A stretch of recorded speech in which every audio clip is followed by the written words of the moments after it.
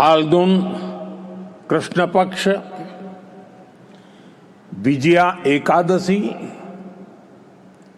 ये महत्वपूर्ण शुभ दिन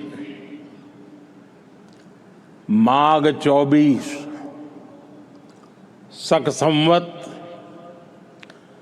1947 का पुण्य अवसर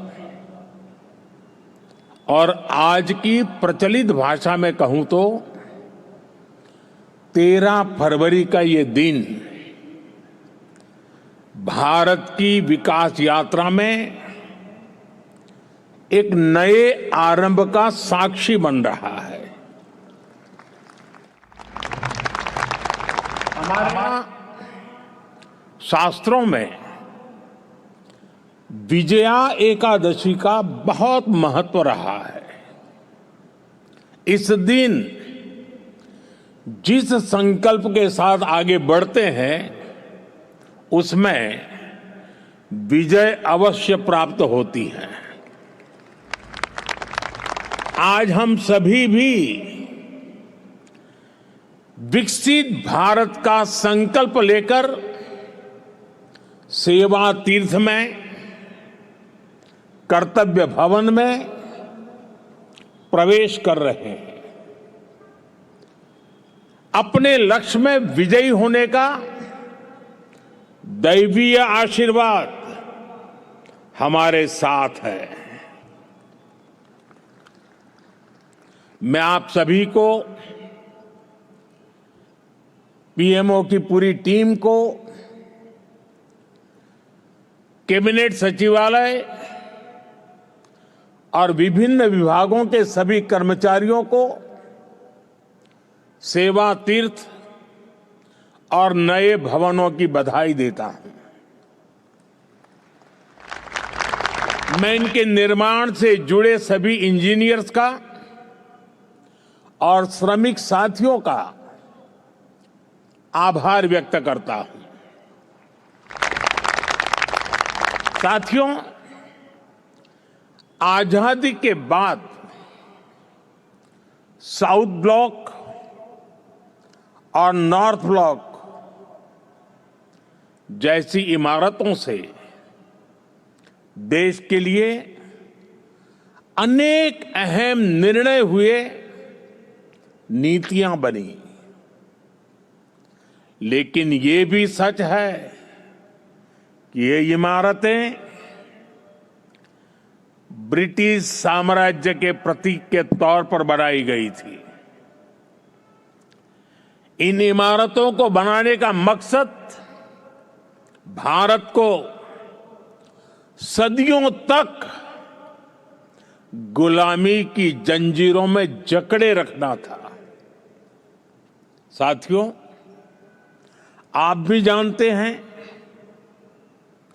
एक समय था जब कोलकाता शहर देश की राजधानी हुआ करता था।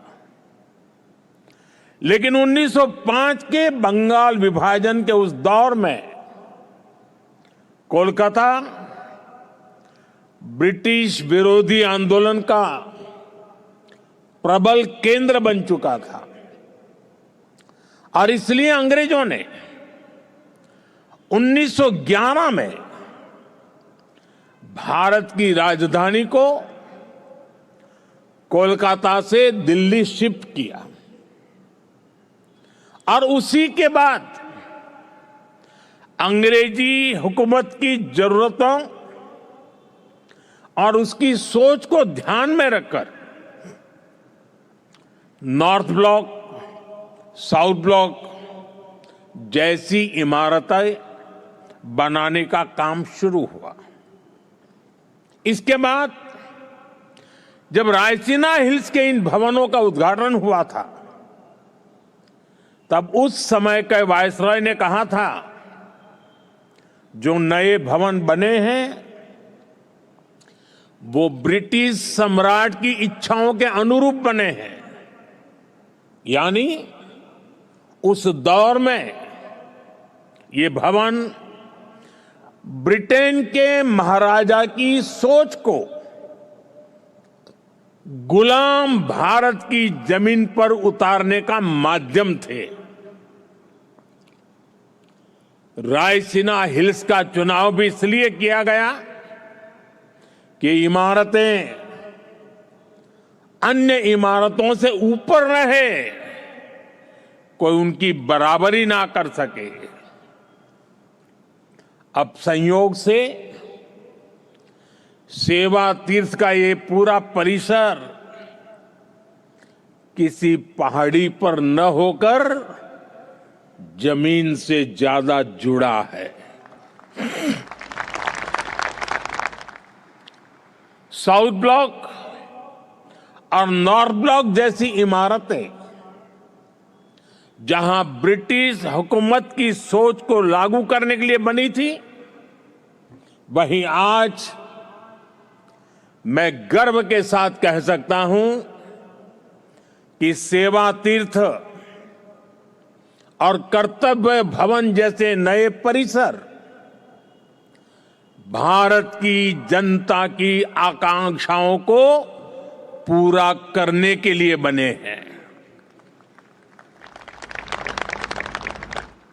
यहां से जो फैसले होंगे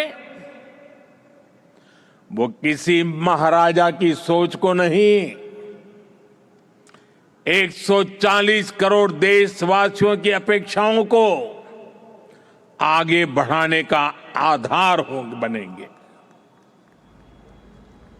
इसी अमृत भावना के साथ आज मैं ये सेवा तीर्थ, एक कर्तव्य भवन भारत की जनता को समर्पित कर रहा हूं। साथियों, इस समय 21वीं सदी का पहला क्वार्टर पूरा हो चुका है। ये आवश्यक है कि विकसित भारत की हमारी कल्पना केवल नीतियों और योजनाओं में ही नहीं, हमारे कार्यस्थलों, हमारी इमारतों में भी दिखाई दे, जहां से देश का संचालन होता है वो जगह प्रभावी भी होनी चाहिए और प्रेरणादायी भी होनी चाहिए। वो इंप्रेसिव भी हो और इंस्पायरिंग भी हो। आज नई नई टेक्नोलॉजी तेजी से हमारे बीच जगह बना रही है, लेकिन इन सुविधाओं के विस्तार के लिए, नए टूल्स के उपयोग के लिए पुरानी इमारतें नाकाफी पड़ रही है। साउथ ब्लॉक, नॉर्थ ब्लॉक, पुराने भवनों में जगह की कमी थी, सुविधाओं की भी अपनी सीमाएं थी। करीब करीब 100 साल पुरानी ये इमारतें भीतर से जर्जर होती जा रही थी। इसके अलावा भी कई चुनौतियां थी। मैं समझता हूं इन चुनौतियों के बारे में भी देश को निरंतर बताया जाना जरूरी है। जैसे आजादी के इतने दशकों के बाद भी भारत सरकार के अनेकों मंत्रालय दिल्ली के 50 से ज्यादा अलग अलग स्थानों से चल रहे हैं। हर साल इन मंत्रालयों की इमारतों के किराए पर ही प्रति वर्ष 1,500 करोड़ रुपए से ज्यादा खर्च हो रहे हैं। हर रोज 8 से 10,000 कर्मचारियों को एक इमारत से दूसरी इमारत में जाने का लॉजिस्टिक खर्च अलग होता था। अब सेवा तीर्थ और कर्तव्य भवनों के निर्माण से ये खर्च कम होगा, समय बचेगा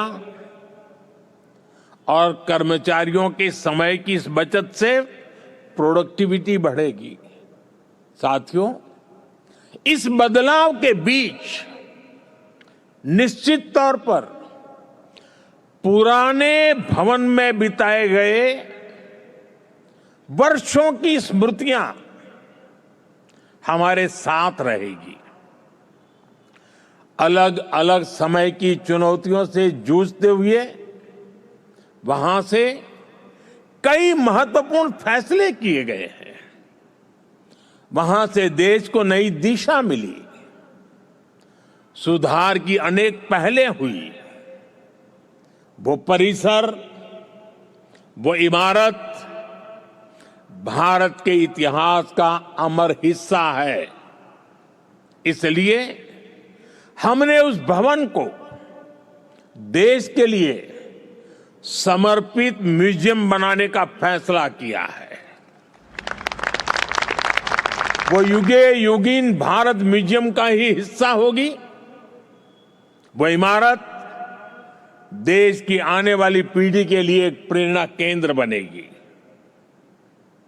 नई पीढ़ी के युवा जब वहां जाएंगे तो ऐतिहासिक लेगेसी उनका मार्गदर्शन करेगी। साथियों, विकसित भारत की इस यात्रा में ये बहुत जरूरी है कि भारत गुलामी की मानसिकता से मुक्त होकर आगे बढ़े। दुर्भाग्य है, आजादी के बाद भी हमारे यहां गुलामी के प्रतीकों को ढोया जाता रहा। आप देखिए, पहले क्या स्थिति थी। प्रधानमंत्री निवास जहां है उसे रेस कोर्स कहा जाता था। उपराष्ट्रपति के लिए कोई निवास स्थान तय ही नहीं था। राष्ट्रपति भवन तक आने वाले रास्ते को लोकतंत्र में राजपथ कहा जाता था।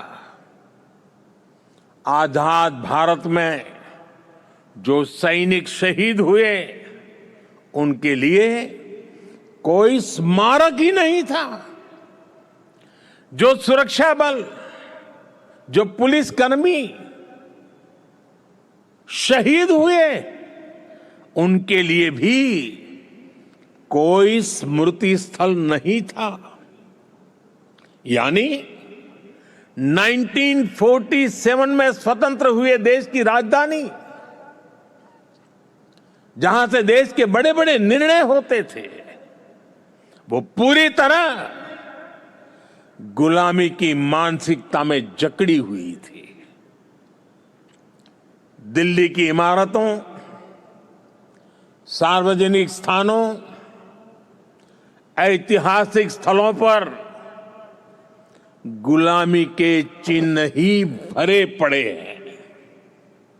लेकिन साथियों, कहते हैं ना, समय का चक्र कभी भी एक जैसा नहीं रहता। 2014 में देश ने तय किया कि गुलामी की मानसिकता अब और नहीं चलेगी। हमने गुलामी की इस मानसिकता को बदलने का अभियान शुरू किया। हमने वीरों के नाम नेशनल वॉर मेमोरियल बनाया। हमने पुलिस की वीरता को सम्मान देने के लिए पुलिस स्मारक बनाए।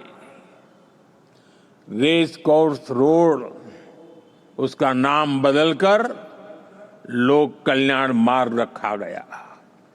और ये केवल नाम बदलने का निर्णय नहीं था, ये सत्ता के मिजाज को सेवा की भावना में बदलने का पवित्र प्रयास था।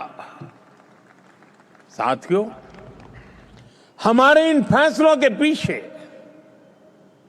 एक गहरी भावना है, एक विजन है। ये हमारे वर्तमान, हमारे अतीत और भविष्य को भारत के गौरव से जोड़ती है। जिस जगह को पहले राजपथ के नाम से जाना जाता था, वहां न पर्याप्त सुविधाएं थी, न आम नागरिकों के लिए समुचित व्यवस्था। हमने उसे कर्तव्य पथ के रूप में विकसित किया।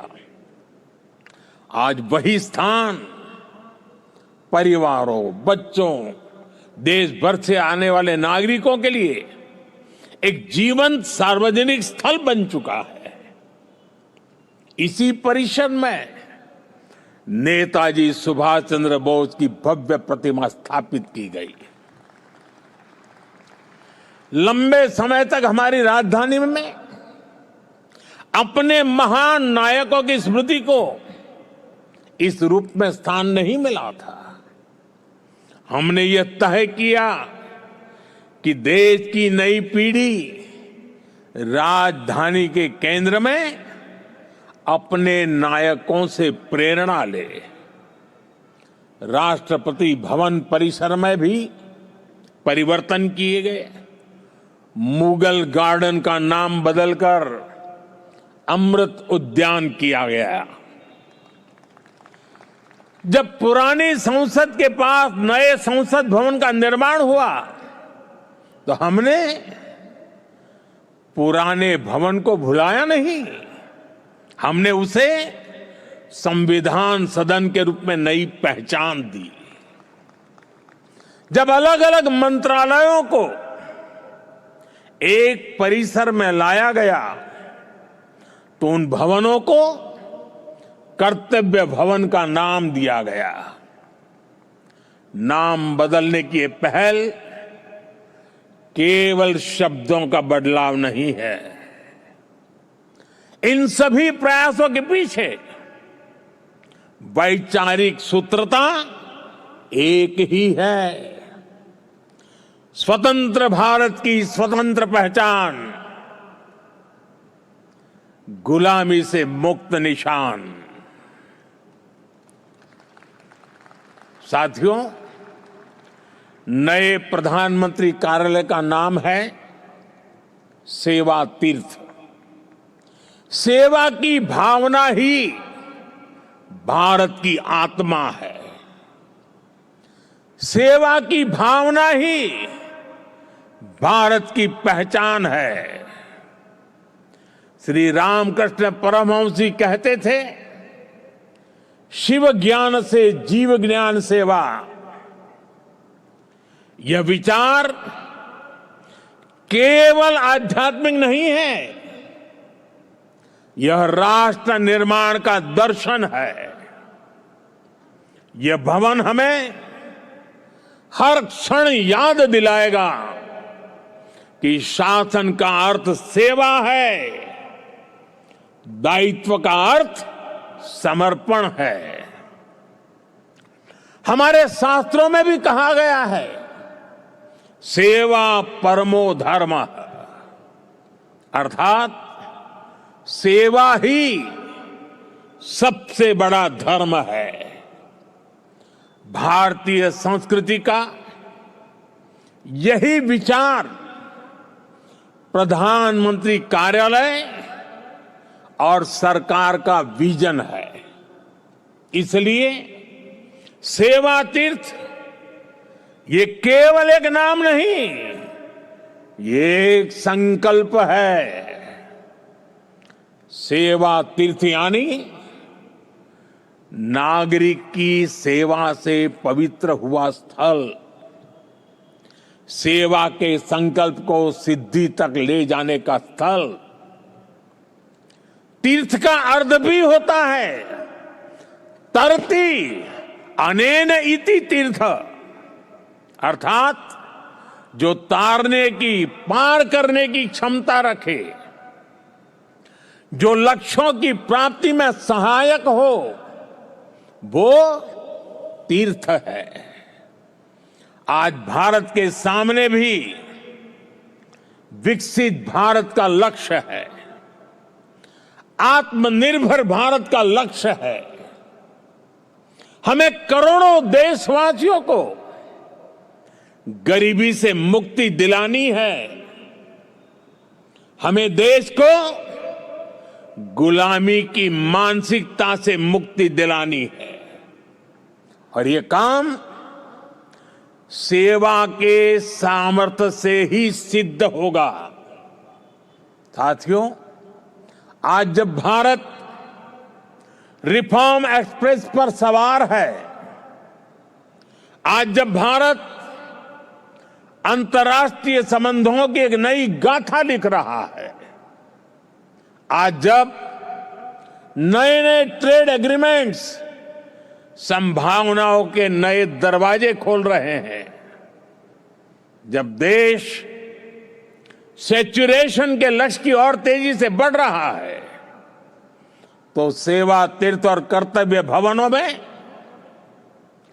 आप सबके काम की नई गति और आपका नया आत्मविश्वास देश के लक्ष्यों को प्राप्त करने में बहुत बड़ी भूमिका निभाएगा। साथियों, हमारी संस्कृति कहती है, हर शुभ कार्य से पहले स्वस्ति वाचन, मंगल की कामना, शुभ का संकल्प, वेद का मंत्र हमें दिशा देता है। आनो भद्राः क्रतवो यन्तु विश्वतः, अर्थात कल्याणकारी विचार हर दिशा से हम तक आते रहें। यही इस भवन की आत्मा होनी चाहिए। भारत के महान लोकतंत्र में जनता के विचार ही हमारी शक्ति है। जनता के सपने ही हमारी पूंजी है। जनता की अपेक्षा ही हमारी प्राथमिकता है। जनता की आकांक्षाएं ही हमारा मार्गदर्शन है। इन भावनाओं और इस भवन के बीच कोई दीवार नहीं होनी चाहिए, कोई दूरी नहीं होनी चाहिए। जब आप जनता के सपनों को समझेंगे, तभी नीतियां जीवंत होगी। जब आप जनता की आकांक्षाओं को महसूस करेंगे, तभी निर्णय प्रभावी होंगे। पिछले 11 वर्षों में हमने गवर्नेंस का एक नया मॉडल देखा है। एक ऐसा मॉडल जहां निर्णय का केंद्र भारत का नागरिक है। नागरिक देवो भव, ये केवल वाक्य नहीं है, ये हमारी कार्य संस्कृति है। इसे आत्मसात कर आपको इन नए भवनों में प्रवेश करना है। सेवा तीर्थ में लिया गया हर निर्णय, यहां चलने वाली हर फाइल, यहां बिताया गया हर क्षण 140 करोड़ देशवासियों के जीवन को बेहतर बनाने के लिए होना चाहिए। मैं हर अधिकारी से, हर कर्मचारी से, हर कर्मयोगी से कहना चाहता हूं, जब भी आप इस भवन में कदम रखें, पल भर के लिए रुक जाएं, कुछ क्षण ठहरे, अपने आप से पूछे, क्या आज का मेरा कार्य करोड़ों देशवासियों के जीवन को आसान बनाएगा?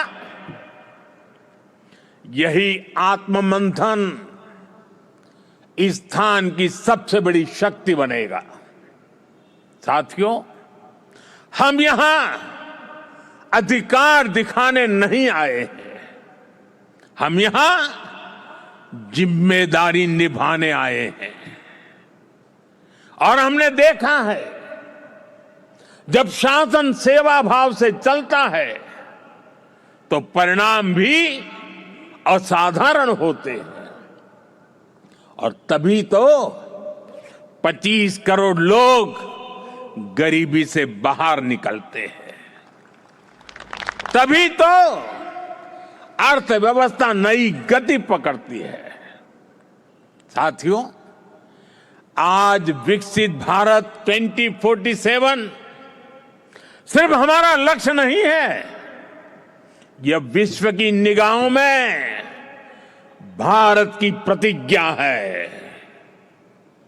और इसलिए यहां बनने वाली हर नीति, यहां होने वाला हर निर्णय सेवा की निरंतर भावना से प्रेरित होना चाहिए। और एक दिन जब आप सेवानिवृत्त होकर या स्थानांतरण के बाद इस भवन से विदा लेंगे, आप पीछे मुड़कर देखेंगे, अपने आज के दिनों को गर्व के साथ याद करेंगे। तब आप स्वयं से कह सकेंगे कि हां, जितने दिन मैं सेवा तीर्थ में रहा, कर्तव्य भवन में रहा, हर दिन मैंने देश के नागरिकों की सेवा की, हर निर्णय राष्ट्र के हित में लिया। वह क्षण आपको सुकून देगा, वह क्षण आपकी सबसे बड़ी उपलब्धि होगा, वह क्षण आपकी व्यक्तिगत पूंजी होगा।